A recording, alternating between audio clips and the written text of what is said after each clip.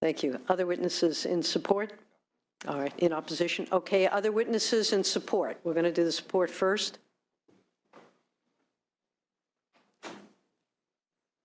Catherine Pettybones, the Civil Justice Association, in strong support. We'd like to thank the senator for his leadership. And the consumer attorneys. And the sponsors, right. both sponsors. Just wanted to note. Both sides of the table, very excited to work together. Thank you. Okay, thank you. Nicole Rice, California Manufacturers and Technology Association, also in support. Thank you. Other witnesses in support? Please give your name and affiliation, please. Tom Scott, Executive Director, California Citizens Against Lawsuit Abuse. Thank the Senator, consumer attorneys, Cal Chamber. Looking forward to working together to find common solutions. Thanks. Thank you.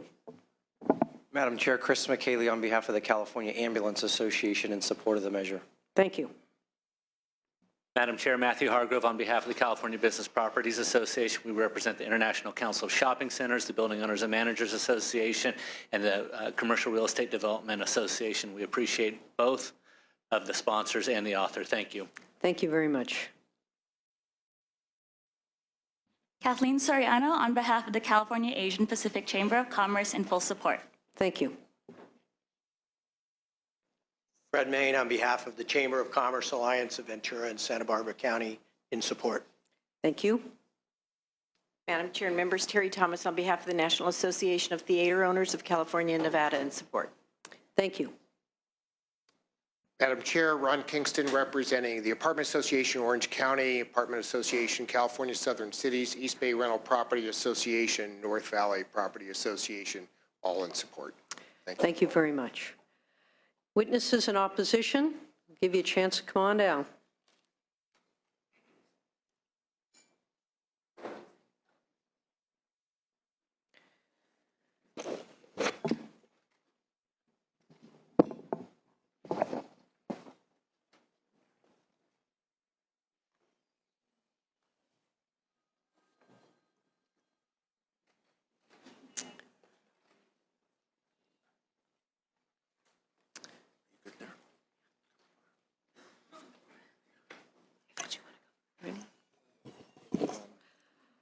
All righty. Good afternoon.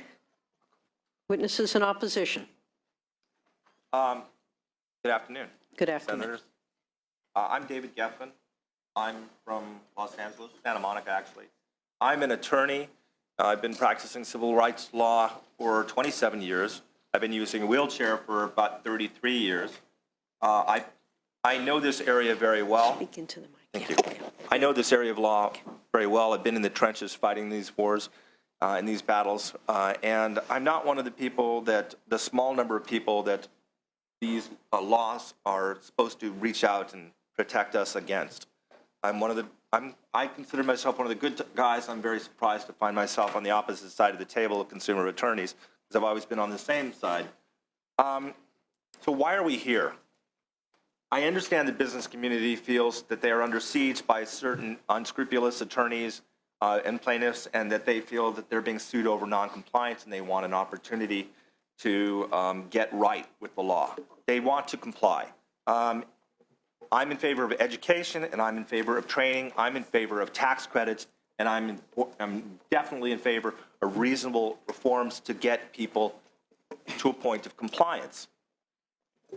I understand why the Senate's here, and what they're doing is they're trying to help these business owners who feel that they are having a problem. I don't understand why we, the disability community, are here, because this really shouldn't be about us in the sense that in order to help them, you need to take away important rights for disabled people in order to do that.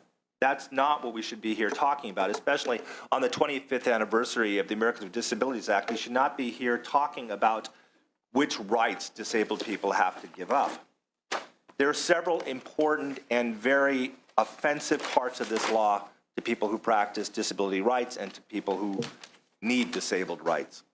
And they involve notice and right to cure, which basically is another word for immunity. Give immunity to certain offending business owners who are out of compliance with the law, let them actually discriminate against the patron, and then have the opportunity to cure with no penalty. And that really works very, very badly for people with disabilities who actually go in, they endure the discrimination, and I'll get into what that kind of discrimination is in a moment, and then they're in the position of having to go out. If I may, excuse me. Yeah. The procedure is so we've allowed 2 minutes on each side to present. I'm going to extend that and give you 5 minutes because I know this is an important issue, but this is not an unlimited discussion. So please, if you would try to, and my fault, I know a lot of people weren't here when we set the ground rules earlier, but I'd like you to keep it down, please. 5 minutes total, if you wouldn't mind. Thank you, and I will. So notice and right to cure, basically immunity, giving a business the right to actually offend once with no penalty. The person who was disabled not only has to protect their rights, they have to go out and find an attorney to represent them and then file a lawsuit, which could then be moot if the business owner then chooses to comply 15 days later. We're trying to encourage compliance. That's what everybody wants to do, and this law discourages compliance. It actually gives people an incentive, business owners an incentive, to wait until they've actually discriminated against, then get sued, and then do something about the problem. That's one of the offensive elements. The other offensive element is that this law is attempting to carve out certain areas of the ADA and saying, those aren't so important. Well, access is not the only part of the ADA. Full and equal access is. So that means that having a ramp is great, and that allows you physical access, but having signage is also important because you got to know where that access is. Signage is a very important part of the ADA, and if it wasn't for signage, I wouldn't have known where to find the accessible elevator at the airport today. I would not know how to get into these chambers here today. Accessible signage keeps you from circling the block, and if you're not in an electric wheelchair, that's a very difficult proposition to do. There are other aspects of this law which include anti-stacking provisions, which do not exist. There's nothing in this law, in the language presently, that says you can't keep asking for another CASP inspection and keep moving your 90 days further and further down the line. That's a problem with this law. There's nothing in there that says once you get a CASP inspection that you have to give notice so that anybody, an attorney like me who does civil rights, will know whether that business has had a CASP inspection and they're right now in their 90-day window. I wouldn't know that. I would move forward with the lawsuit. It's a waste of everybody's time and a waste of money and resources, and it discourages ADA and access litigation. There are many more better solutions which we've offered, including when you get a business license, have part of that business license tell you that you have parking obligations. And here's the way an accessible parking space looks. Have contractors sign off that they've informed people that they have to comply with the law, and here's the way an accessible parking space looks. That's a third of the litigation is over parking spaces. There are many better solutions than these laws. You don't need to take away disabled rights in order to help business owners. Thank you very much, and I have a question for you once we finish the full presentation. Hello. Good afternoon. Good afternoon. I'm Margaret Johnson with Disability Rights California, and we oppose the bill. I had a lot to say, but since you said I have 2 minutes, I'll try to cut it down. I'll give you, I think what we're going to do is give each side, well, the other side spoke, there were 4 or 5 of them. We'll give you a little extra time. Go ahead and share with us your thoughts. All right. Well, if I may, I'd like to provide a personal history that might illustrate why civil rights laws are so important to me. I became disabled at age 4. Initially, I received assistance from charities and was institutionalized. This is generally how people with disabilities were treated in those days, with pity, charity, and being kept away from society. Growing up, I had medical treatment. Sorry, I might get emotional. Don't usually get emotional.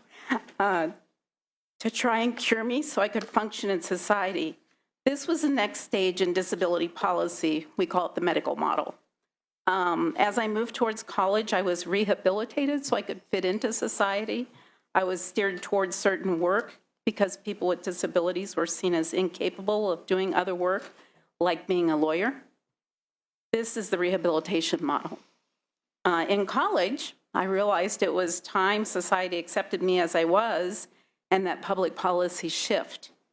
shift so as to embrace citizens with disabilities, and adjust to enable us to live and produce like everybody else. During the 80s, I went to law school and became a lawyer, in spite of earlier things that were told to me years before. And by the 90s, the Americans with Disabilities Act had become law. The Americans with Disabilities Act is a civil rights law. It says I am to be treated equal to other U.S. citizens, and that society will change so equality will be a reality for me. This bill undermines that. It undermines the civil rights nature of California law. It doesn't address the real issue that businesses are not aware of what they're supposed to do. I think businesses need incentives and assistance to make access improvements. Rather, this bill limits the enforcement of people with disabilities and opens the door for future changes in the law to the detriment of people with disabilities. I want to talk a little bit about the minor matters also. They're defined as interior and exterior signage, color and condition of parking lot striping, and truncated domes. Current law already says a person with a disability can only receive damages when they personally encounter an access violation on a particular occasion and are denied full and equal access because of it. I mean, the law already says that. Further, what a minor matter is really dependent on the individual person. For example, paint may be so faded that a non-disabled person will park in the striped access area. This has happened to me. I go to a parking lot and somebody has parked in the striped area.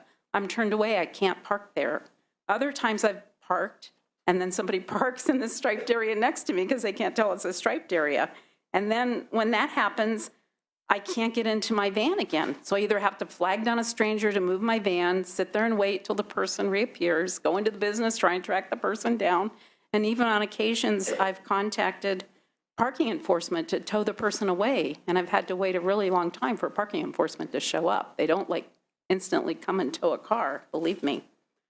A lack of directional signage may mean a person in a wheelchair won't know which entrance is accessible. The prior witness spoke about that. No signs on parking spaces mean people without disabilities park in those spaces because they don't know they're reserved parking. And then while truncated domes may not be necessary for me because I can see, a lack of truncated domes is dangerous for a person who is blind and needs truncated domes to safely navigate high traffic areas. There are provisions in this bill that are on the right track, and I think we've mentioned some of those earlier. Senator Roth mentioned those, about posting more information on various websites, requiring better educational materials with permits, and tax credits for eligible expenditures. We think the amendments that are proposed by the committee are a step in the right direction, but we vehemently oppose the parts of the bill that deal with minor matters and also with the 90 days to fix anything in a CASP inspection. Thank you. Thank you very much. Other witnesses, very, very briefly, we've, I think, heard most of what we need to have a discussion, but go ahead. Thank you for your indulgence, Madam Chair. Excuse me, Kevin Baker, American Civil Liberties Union of California. As the chair knows, the bill just appeared in print last week, and we were sorry not to have an opportunity to provide input prior to that. We're happy to work with the author as the bill moves forward. As other witnesses have indicated, we do think that there are some good provisions in the bill. If I may just very briefly, however, address this one issue of the minor matters provision of the bill. We think that's a very troubling policy to say that a denial of access to a place of public accommodation should be forgiven or treated as less important because the violator fixes the problem after they are sued. I'm troubled personally to see the consumer attorneys involved in such a proposal. I don't think we have that policy anywhere else in the civil rights law. I don't think we would entertain the idea very long if we were talking about sex or race or sexual orientation discrimination. We don't say to the violator, okay, we'll overlook that problem if you simply correct it in the future. We don't have that policy for polluters who are dumping oil into the ocean, or for businesses that exclude women from management, or well, now you're pushing it a little bit, but okay. Well, I guess, but so there is a question here, and that is whether exclusion from places of public accommodation really is a civil rights violation. And we believe that it is. Okay. And it's a very troubling policy to say, correct it for the future will overlook your violation in the past. Understood. If there are violations or if there are problems that people think should not be violations of the law, let's take those off the table and say, this is not a violation. But let's not say it is a violation, but we're going to treat it as less important. Understood. Understood the philosophical argument. Very briefly, name, rank, serial number. My name is Holly-Ann DeLille, and I represent the Coalition of Disability Access Professionals and Designing Accessible Communities. And I just want to ask you to please respect the decades and the thousands of people that have worked to create accessibility standards. I helped create those first standards in California in 1981 that went into effect in 1982 for the state architect, and also for HCD housing, and also for State Historical Building Code in the early 80s, and we were standing on the shoulders of giants then. Can I just ask you to pinpoint, to understand that we have come this far? Are you suggesting that this legislation will remove those protections? Yes, it will, because you have this term undefined minor matters. There's no such thing as a minor matter. We've been fighting for access for decades, as I said, and everything that's in it has been a basic achievement and a compromise. These standards aren't a Cadillac. They're a broken roller skate. For instance, the half-inch. Say it's just a half-inch. Say that you're a person who's elderly, you suddenly have to use a wheelchair, you don't have upper body mobility, and you run into an inch-high threshold. The maximum height is a half-inch with beveled edges for a reason, because when those front wheels hit a whole inch, they're going to stop dead. And you're not going to have the strength to pop a wheelie, to pop your front wheels over that whole inch threshold. In fact, if you hit it hard enough, it's going to throw you out of your wheelchair. There are no minor matters. So let me just try to understand here. We're not saying that those, quote unquote, what they designate as minor matters don't have to be fixed. What they're just suggesting is that there will be no penalty if they're fixed within a certain amount of time. But the damage to us is done. Which is? Being thrown out of your wheelchair, but not being able to pop a wheelie over lack a of fish. access. Lack of access. Okay, I just, not at this point, because we'll have a discussion. I'm just trying to get to the heart of understanding that I don't think anyone wants to move us back in terms of these standards. As you say, people not in a chair might not recognize that a half an inch and an inch makes a difference, but you are in a chair and you get it. And we've tried to hopefully move the law so that we are more sensitive and more, wanting to be accommodating. What I'm trying to understand is if what you're suggesting is that we're going to start retracting those requirements. What I hear you saying is that by allowing them to be remediated without penalty, that this is your concern, not that we're not going to still force remediation to create the kind of access that you helped to create. Because what you're doing is codifying that we're basically subhuman. Everybody else gets damages when they're damaged. We get damaged when we can't go in a place, when we can't use the restroom.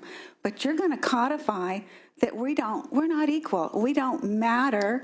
We shouldn't get damages because we don't matter. We don't count. And I just want you to know, this is a stack of letters that I've written since 1994, 93, divided mostly by years.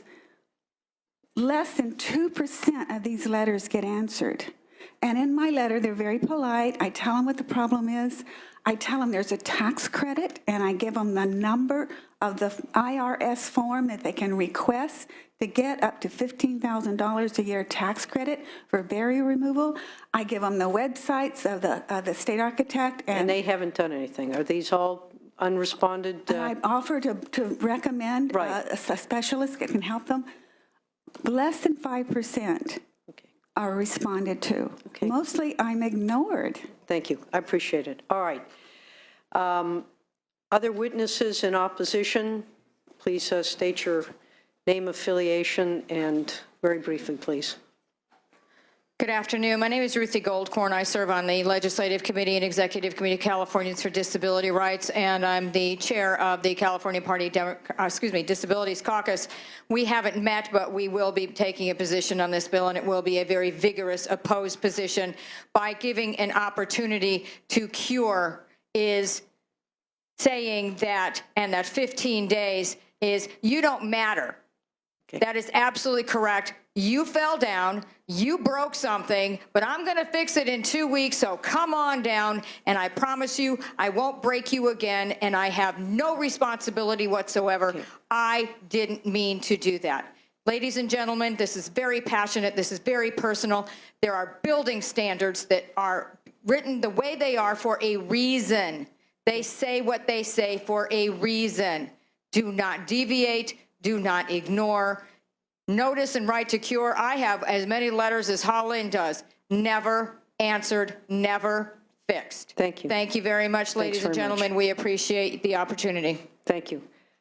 All right, very briefly, name, rank, and affiliation, and obviously you're opposed to the bill. Hello, I'm Cynthia De Jesus, Miss Wheelchair California Pageant President. Our organization has been serving as advocates to the disability community for over 40 years, and we oppose this bill. Thank you. And I assume for all the reasons stated previously? Okay, very good. Thank you, thank you, thank you. Okay.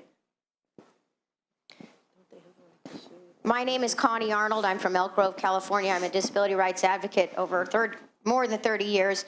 I've been in a wheelchair for 48 years of my life. And if businesses didn't want litigation, then they would have complied with the law already.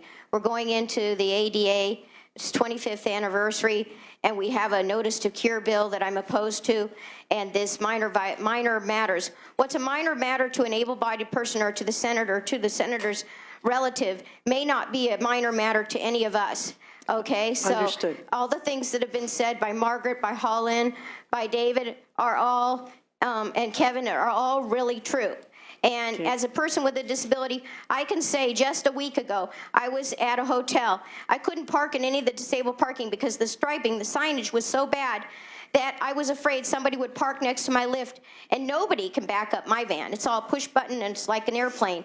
Unless you have hours and hours, even the mechanics won't even back up my van. Got it. They put it through a building. Thank you. And I've also had a problem, like for instance, billiards. The one last thing, on a signage issue. I was at Hard Times Billiards in Citrus Heights. I think it's Citrus Heights. And I had to use an inaccessible bathroom. I didn't know there was even an accessible bathroom, and I got hurt. So, you know, the security guard later said, oh, we have an accessible bathroom. There was no indication that there was any accessible bathroom.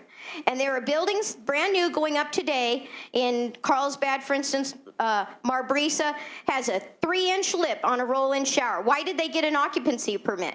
Why are businesses given occupancy permits? I have a feeling you could go on for the rest of the day with examples. Thank you very but much. I think I'm opposed to this. I'm opposed to the minor matters. They're not minor to us. Got it. I'm opposed to the notice to cure and denying us damages. I think we've all heard you, and I think we all agree they're not minor matters. Thank you very, very much. I Comments. appreciate your thoughtfulness. All righty, thank you very much. Next witness, very briefly, appreciate that you're here. I know it's not the easiest thing in the world. I'd like to give you a chance. I think we get your position. Unless you have something that hasn't been said, if you just give us your name and affiliation. Great, thanks. George Sharp from Disability Resource Agency in Modesto, California, and I strongly oppose the bill. Thank you, sir. Appreciate it.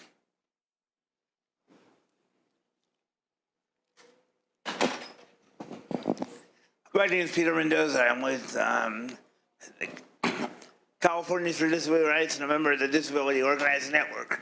I just wanted to say really briefly that those issues that we're discussing that are, quote, minor matters are really major to me. A few years ago, Connie Arnold, who just recently spoke, and I were going to attend church. It was dark and it was an evening service. So I was going down a path. Connie was behind me. And the path ended and turned into stairs. I went down the stairs. Fortunately, I stayed up. I yelled for Connie to stop, so she stopped above the stairs. Turns out there was a ramp nearby, but no sign. Got it. Also, if there's no sign, fight for an accessible restroom. I'm almost 50 and have cerebral palsy and bladder issues. If I can't find an accessible restroom, I have an accident. I can't change clothes until I get home. Thank you very much. Thank you very much. I oppose the bill. Appreciate your statement. Other witnesses in opposition, please, very briefly. Hendrik Contreras with the California Foundation for Independent Living Centers, representing 21 independent living centers serving 100,000 people with disabilities every year. We oppose the bill. Thank you, sir. Next witness, very briefly, please. I'm Mark Vasquez from Sacramento, and I oppose the bill. Thank you, sir. I'm Randy Moore, and I am the vice chair of the Democratic Party Disabilities Caucus, which is the fastest growing demographic of your constituency. And we oppose this. I just have one question. Can you imagine anyone seriously proposing that earthquake building codes be handled in the same way that is being proposed here? It would be outrageous. Thank you, sir. Anthony Goldsmith, Californians for Disability Rights. As our organization has already stated, we oppose the bill as written. We oppose particularly the notice and right to cure provisions as worded and in general as a concept. But at the same time, we also wish to recognize that Senator Roth is making an attempt to move forward with some very good ideas in this bill. So even though we oppose the bill and believe it should not pass through this committee, we want to recognize there are parts and concepts in this bill that are worthy of moving forward. And we don't oppose the idea of education. We do not oppose the idea of tax breaks. And we do not oppose anything which brings the community into greater compliance without impacting civil rights or remedies. Thank you, sir. Right without Thank you, remedy sir. is no right at all. Thank you. Hi, thank you. My name is Myra Fornos. I'm an attorney and an advocate for the disability community. I give you kudos for starting the dialogue. I think there's wonderful provisions in there, but I strongly opposed to any notice and right to cure. Thank you very much. Kat Kabala with the Law Office of Paul Ryan. I'm also a disability rights advocate. I'm in opposition of the bill. I would like to also recognize, thank you for starting the dialogue. I don't need to speak to all of the dangerous aspects of the bill that have already been spoken to. What I would suggest that everyone look at is other areas such as General Order 56 in Northern District, which is a fantastic way of decreasing litigation and addressing some of the things that this bill seeks to address. Thank you. Thank you very much. All right.